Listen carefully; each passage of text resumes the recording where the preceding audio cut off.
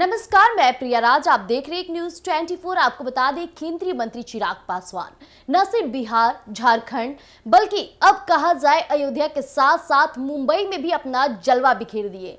हालांकि चिराग पासवान जहां भी जाते हैं वहां अपना जज्बा और बिहार की राजनीति के साथ साथ बड़ी बुलंदी के साथ प्रधानमंत्री नरेंद्र मोदी के जुबान के साथ साथ उनके सोच को बड़े अव्वल के साथ रखते हैं।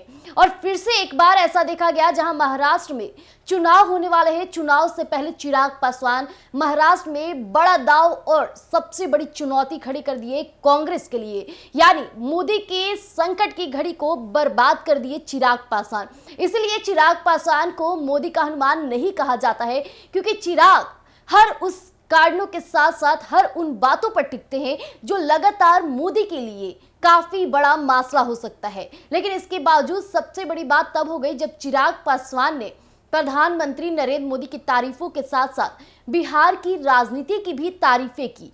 सबसे बड़ी बात, जब चिराग पासवान वहां पहुंचे, महाराष्ट्र में उनका भव्य स्वागत किया गया।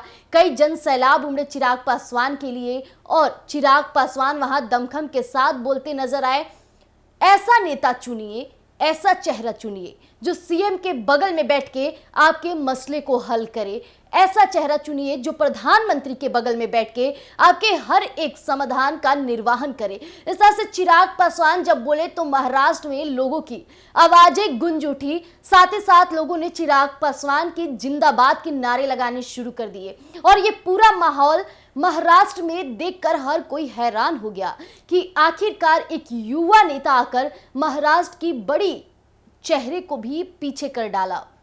इसके साथ ही चिराग पासवान ने बड़ी बात कही है मोदी को लेकर, मोदी के सोच को लेकर, अंबेडकर जयंती को लेकर के और अंबेडकर जी के सोच को लेकर के बड़ी बातें कही है। तो सबसे पहले हम आपके बीच वो साझा करते हैं। आपको बता दें, चिराग पासवान ने कांग्रेस पर डॉक्टर भीमराव अंबेडकर का अपमान करने का आरोप लगाया। उन्होंने कहा कि पीएम मोदी अंबेडकर के आदर्श को लागू करने की दिशा में काम कर रहे हैं।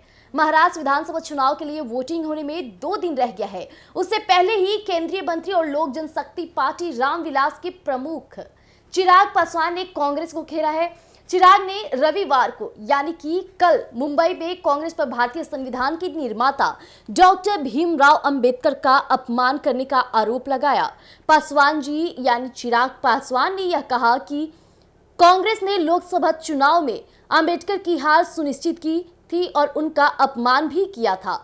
मुंबई के दादर स्थित चैत्य भूमि पर डॉक्टर अंबेडकर को श्रद्धांजलि अर्पित करने के बाद चिराग पासवान ने कहा कि प्रधानमंत्री नरेंद्र मोदी अंबेडकर के आदर्शों को लागू करने की दिशा में काम कर रहे हैं। यही वह वजह है कि विपक्ष डरा हुआ है और नेता संविधान की प्रतियां दिखा रहे हैं।